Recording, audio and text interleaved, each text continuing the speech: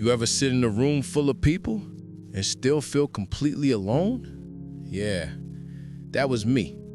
See, people think when you reach a certain level of fame, when your name becomes a brand, when the world screams your lyrics, you've made it. But what they don't tell you is, sometimes the higher you climb, the quieter your soul becomes. I used to wake up every morning surrounded by everything a man could ever dream of: money, luxury, recognition. But still, there was the silence in me, a silence that even applause couldn't fill. And the truth, that silence, it was dangerous. Because in silence, the ego whispers the loudest. I was Sean Carter from Marcy Projects, a boy who grew up in the middle of the noise, where survival meant being tough, where showing emotion could get you crushed. I learned early that love wasn't always soft. Sometimes it was survival. So I built walls, tall, unbreakable walls around my heart. And when I became Jay-Z, I carried those same walls into my success, into my relationships, even into my marriage. Beyoncé, she came into my world like sunlight cutting through smoke. Strong, pure, beautiful. Her energy was peace, the kind that I didn't know how to handle. They say when a man finds peace, he must first fight his demons to keep it. But I didn't fight mine. I fed them. Fame will fool you into thinking you're untouchable, that no matter what happens, you can always buy forgiveness or distract yourself from the truth. But the truth doesn't go away. It just waits, quietly, for the moment you run out of noise to cover it. I remember sitting alone one night, platinum plaques on the wall, my phone full of people who wanted something from Jay-Z, but nobody calling to check on Sean. That's when I realized I was surrounded, but I was starving. Starving for something real, starving for connection, starving for honesty. You. And the woman who gave me all of that, the one who saw the man behind the mogul, was slowly slipping away. And I didn't even notice because I was too busy being a legend. They say a man who chases the world often loses at home. And that's exactly what I did. I thought I had everything, but I was losing the one thing that mattered most. You know, people always talk about success like it's the goal. But what's success if your heart is empty? What's power if it costs you your peace? What's wealth if it destroys the person willing to love you without it? That silence I kept hearing in my heart, it wasn't loneliness. It was warning me, and I ignored it.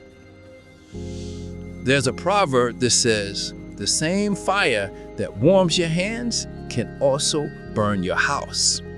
My fire, my ambition, my ego, my pride, it built my empire and nearly burned down my marriage.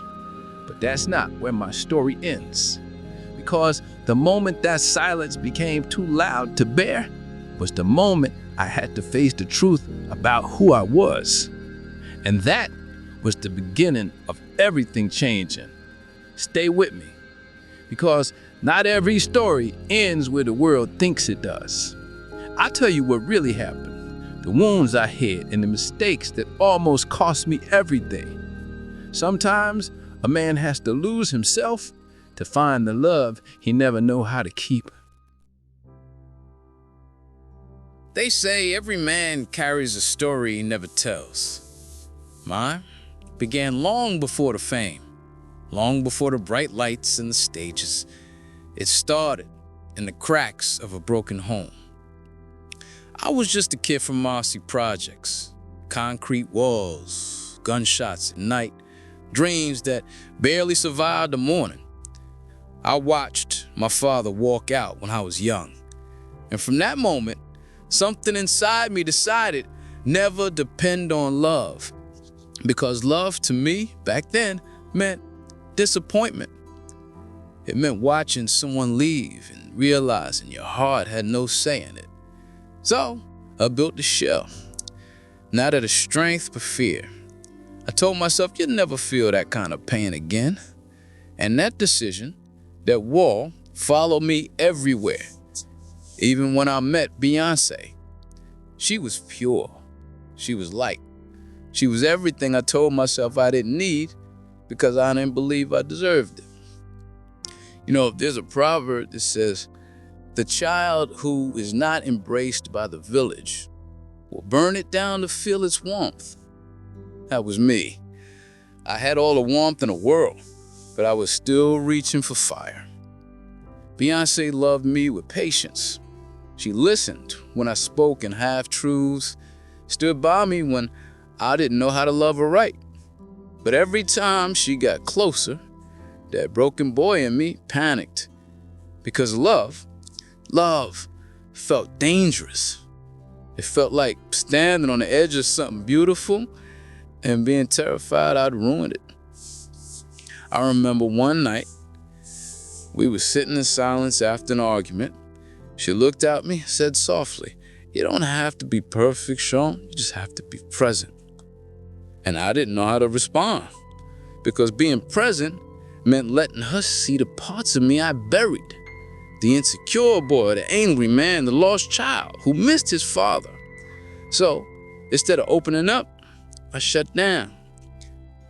The world saw power couples and magazine covers, but behind those smiles were unspoken wounds. Wounds from childhood, from pride, from fear. And when you don't heal what hurt you, you end up bleeding on the person who didn't cut you. There's a proverb that says, the one who hides his sickness will die of it. And that's exactly what I was doing. Dying slowly, emotionally. On the outside, I was Jay-Z, confident, composed, in control. But inside, Sean was still that scared little boy trying to prove he was enough. Enough for his father, enough for the world, enough for Beyonce.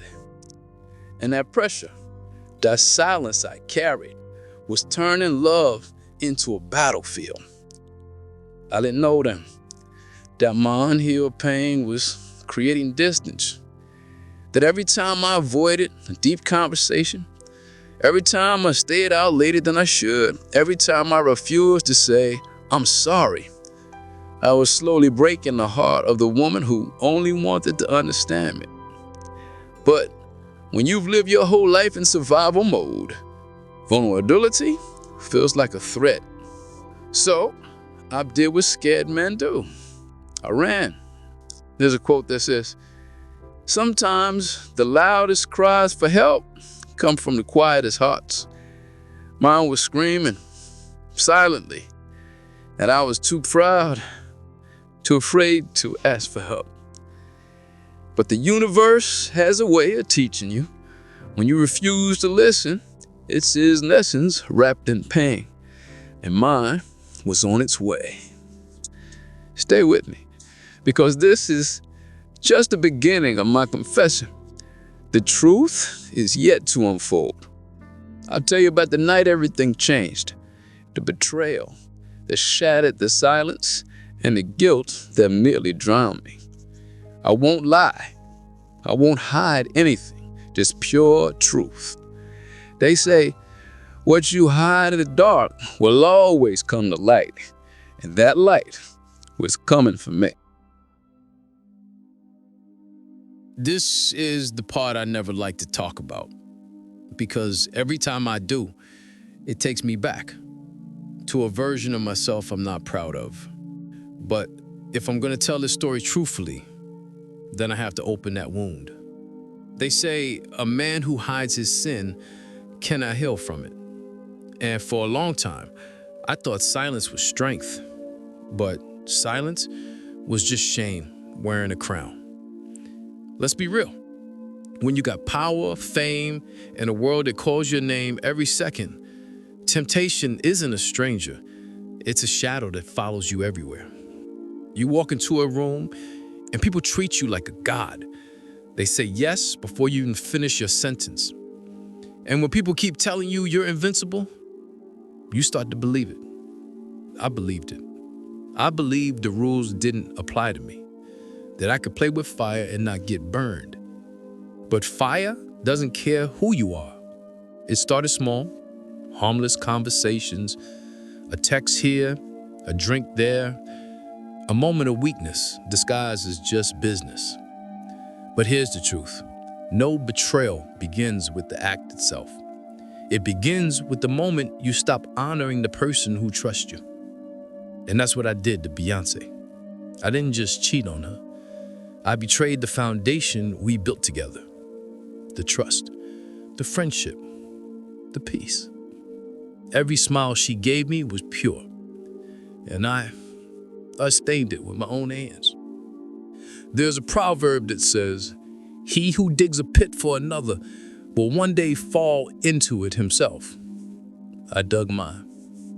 Slowly, quietly, thinking I was too smart to fall. But when you betray love, you don't just fall, you crash. And the worst part, you hurt the person who believed you were better than your demons. I'll never forget the night she found out. The silence in the house that night was louder than any argument we'd ever had. She didn't yell, she didn't break things. She just looked at me. And in that moment, I felt what real pain looked like. Her eyes said everything. It wasn't anger. It was disbelief. It was heartbreak. It was, how could you? And the truth was, I didn't even have an answer. You know, people see strength as dominance, but that night taught me something. Strength is being trusted. And I broke that trust. Beyonce once told me, "Love is a choice you make every day." But I stopped choosing. I took her love for granted, like it was permanent, like it would wait forever for me to grow up. When you're in the middle of sin, it never feels like sin. It feels like escape. But escape always leads to emptiness. There's another proverb that says, no matter how long the night, the day will break. And for me, that day came as exposure. I couldn't hide anymore. Not from her, not from the world, not from myself. I remember staring at my reflection one morning, looking at this man everyone admired, and realizing I didn't respect him. Jay-Z had everything, but Sean Carter, he was hollow. You can't build a kingdom on broken morals. You can't build love on lies, because lies, they rot from the inside out. Beyonce didn't just walk away. She retreated into herself, into her music, into silence. And I watched her transform her pain into poetry. When Lemonade came out, the world was listening to an album, but I was listening to my consequences. Every lyric felt like a blade, cutting through my pride, my ego, my excuses. And I deserved every single cut. And there's the quote I once read: "You never know the worth of loyalty until you lose it." When she stopped looking at me with love and started looking through me with indifference, that was the day I realized I had broken something sacred. The world thought it was gossip, but to me it was grief. You don't just grieve people when they die. You grieve them when they stop trusting you, when their tone changes, when their eyes stop laying up when you enter the room. It's death too, the slow kind. I tried to fix things with gifts, gestures, apologies, but none of that heals a wound caused by betrayal. Because betrayal doesn't just break trust, it breaks the image of who someone thought you were. And Beyonce, she had to rebuild her idea of me from the ashes of who I used to be.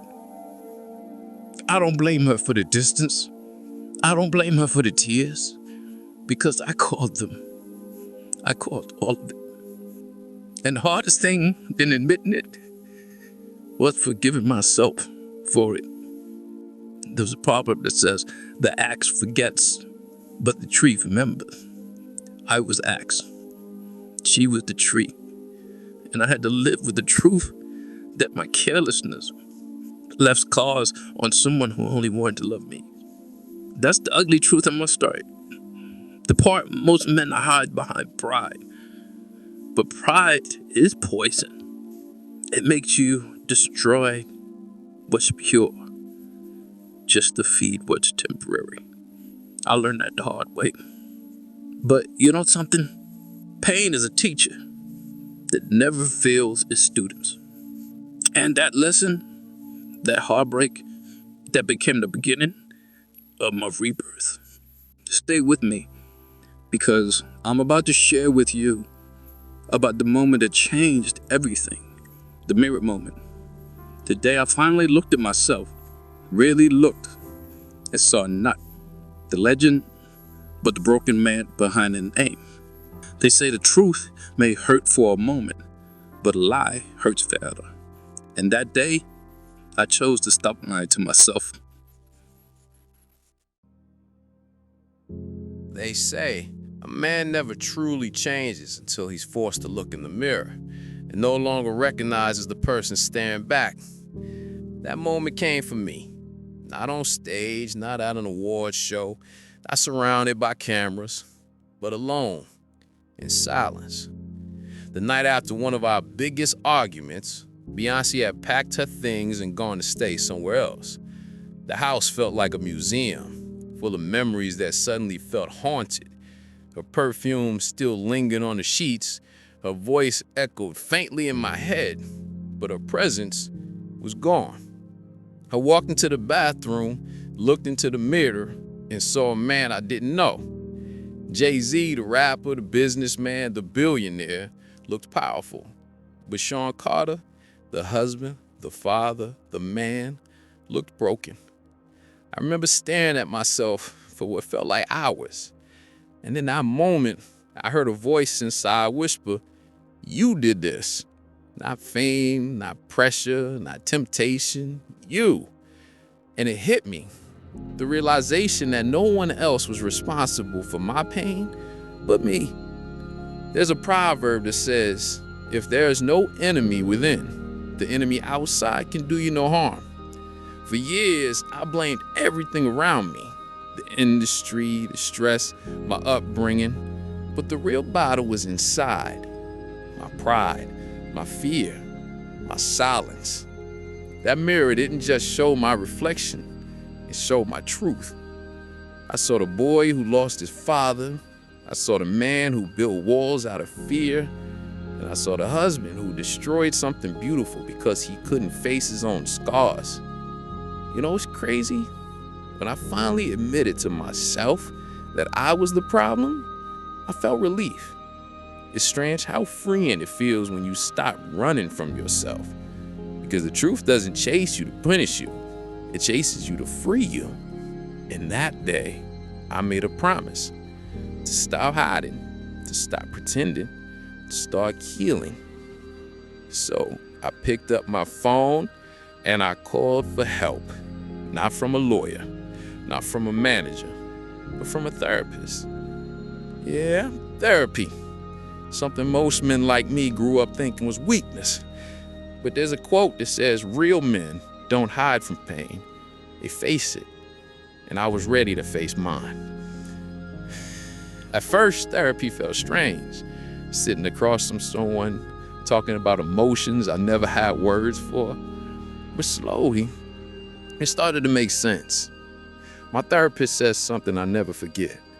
She looked at me and said, Sean, when you were a boy, no one taught you how to cry, so you learned how to fight instead.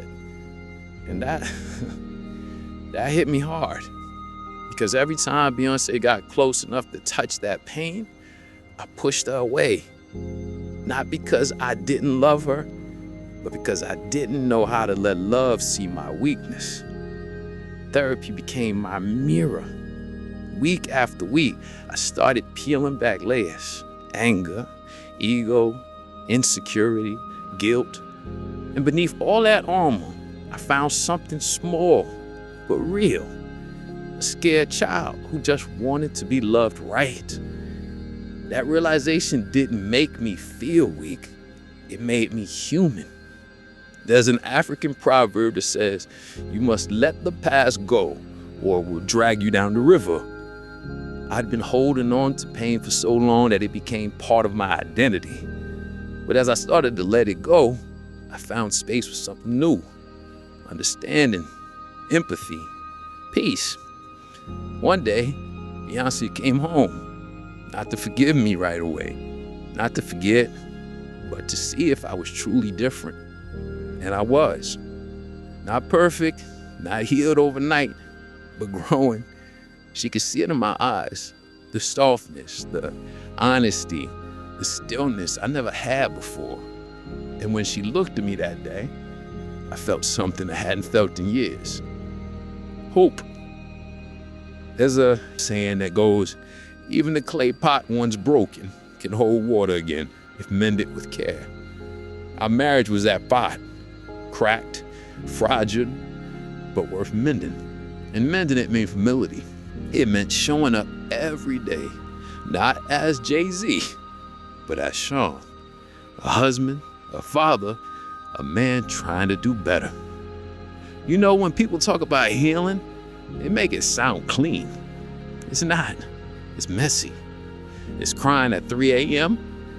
It's apologizing, even when the other person doesn't say anything back.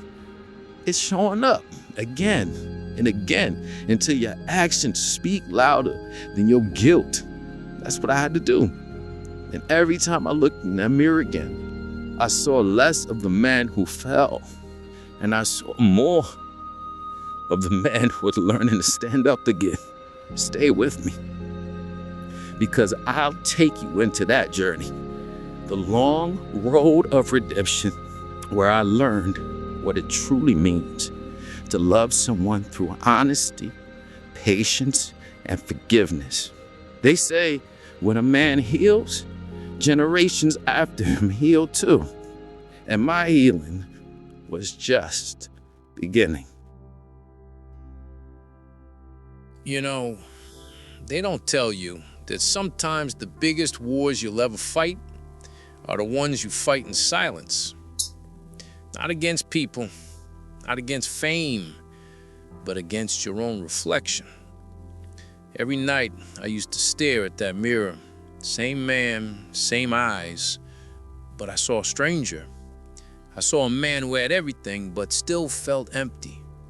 I saw a man who built an empire but nearly destroyed his home. It's crazy how success can turn into a noise so loud that it drowns out the voice of the people who truly love you. And when you finally silence that noise, what's left is guilt. Guilt for what you did, guilt for what you said, guilt for what you lost while chasing what you thought you needed. But guilt can be a teacher too, because it forces you to see the truth that pride hides. It strips you of your excuses, it humbles you, and it whispers, it's time to change. And I remember one night, the house was silent. No laughter, no music, just silence. And in that silence, I felt the weight of every mistake I'd made. It was like the walls were talking, reminding me of all the promises I broke, the smiles I dimmed, the moments I took for granted. That night, I realized something. Love doesn't die from a single blow. It dies slowly, from every unspoken word, every neglected moment, every time you make the person who loves you feel alone in your presence. And I made Beyonce feel that. I made her question her worth because I was too blind to see mine. That truth cut deep, deeper than any headline, deeper than any rumor. It was my own mirror that broke me. But that's where redemption starts, in the breaking. When everything you built falls apart and all that's left is the real you. The you that has to face your demons. The you that has to rebuild, not for the world, but for the one person who believed in you when you stopped believing in yourself. I started therapy. I started listening, not to respond, but to understand. I started praying more. I started learning that being a man isn't about control or image. It's about accountability. It's about being brave enough to say, I was wrong. And when I did, I saw the woman I hurt still standing, still loving, still fighting for us. That was grace. And grace changes you in ways no fame ever could. I used to think power came from the money, the music, the legacy. But now I know real power comes from peace, from being at peace with yourself and the people you love. That's the empire I want to build now. An empire of peace, an empire of truth, an empire of love.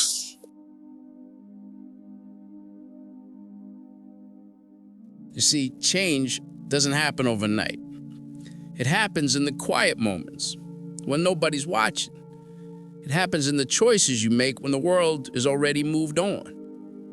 Every morning I'd wake up and ask myself, how can I show up better today? Not for the cameras, not for the fans, but for her, for my family, for myself. It wasn't easy. Healing never is, because healing means facing the version of yourself that hurt others. It means taking responsibility, not through apologies alone, but through consistency. You can't rebuild love with promises. You rebuild it with presence. And that's what I started doing. Being present, listening more, showing up, not as Jay-Z the artist, but as Sean, the man, the husband, the father. Beyonce, she didn't just forgive me overnight. Forgiveness is not a switch, it's a bridge. And you build it one honest conversation at a time. There were days she was quiet, days she didn't want to talk, days when the air between us felt heavy, like all the unsaid words were floating around the room. But I stayed. I didn't run from the silence this time, because sometimes silence isn't distance, it's healing. I started journaling, writing down my emotions, not for a song, but for my soul. And slowly, I began to understand the difference between loving someone and truly valuing them. When you value someone, you protect their peace even when they're not around. You honor their trust like it's your last breath. You speak life into them instead of taking from them. That's what I had to learn. To love without ego, to lead without pride, to listen without defense. And every time I saw her smile again, every laugh that came back into our home, I felt something I hadn't felt in years. Gratitude. Because when someone decides to stay after you've broken them, that's not weakness, that's strength. That's love in its purest form. Our marriage wasn't just healed, it was reborn. Because this time, it wasn't built on shame or fairy tales. It was built on truth. And truth is unshakable. We started creating together again. Not just music, but moments. Family dinners, vacations, little things that felt like everything. Because that's what life really is. Not the big headlines, but the quiet moments that never make the news. Looking back now, I realize every storm we went through had a purpose. Every argument, every tear, every apology, they all led us here, to a love that's wiser, stronger, and freer. Because real love isn't about perfection. It's about evolution. It's about two people choosing each other again and again, even when life tests them the hardest. That's what we did. We evolved together. You know, life has a way of humbling you. It doesn't matter how successful you become, how loud the applause is, or how bright the spotlight shines. When it's just you and your thoughts at night, all that fades. What remains is who you are when no one's watching. I used to think being a man meant power. Now I know it means peace. It means protection. That means accountability. Because love, real love, it's not a game you win. It's a garden you grow. And if you stop watering it, even the most beautiful flower will wither. I hurt someone who gave me everything, and I almost lost it all. But somehow, through grace, through growth, I was given another chance. And I didn't take that for granted. They say a man who realizes his mistake is already halfway to being a better man. That's real. Because realization without change is just regret. And regret is a prison I refuse to live in. So I changed. Slowly. Not for fame, not for forgiveness, but because I wanted to look in the mirror and see a man my daughter could respect, a man my wife could trust, a man my son could learn from. If there's one thing I've learned from this journey, it's that the past don't define you. It refines you. And your scars, they don't mean you broken. They mean you healed differently. So to anyone listening right now, if you ever failed, if you ever hurt someone, or if you ever been lost, don't let shame stop your growth. Let it shape your change. Because redemption isn't found in words. It's proven in action. I'm not the same man I was years ago. I'm better, not perfect, but better. And that's all I can ask for. To keep growing, keep learning, keep choosing love every single day. And to you, listening right now, thank you for staying with us through this story. Thank you for hearing the truth, not the headlines, not the rumors, but the real human journey behind two people learning how to love again. Because at the end of the day, that's all this is. A story about love, mistakes, forgiveness, and hope. And I hope it reminded you that no matter how far you fall, there's always a way back. So stay with us. There's more to tell, more truths to uncover, more hearts to heal.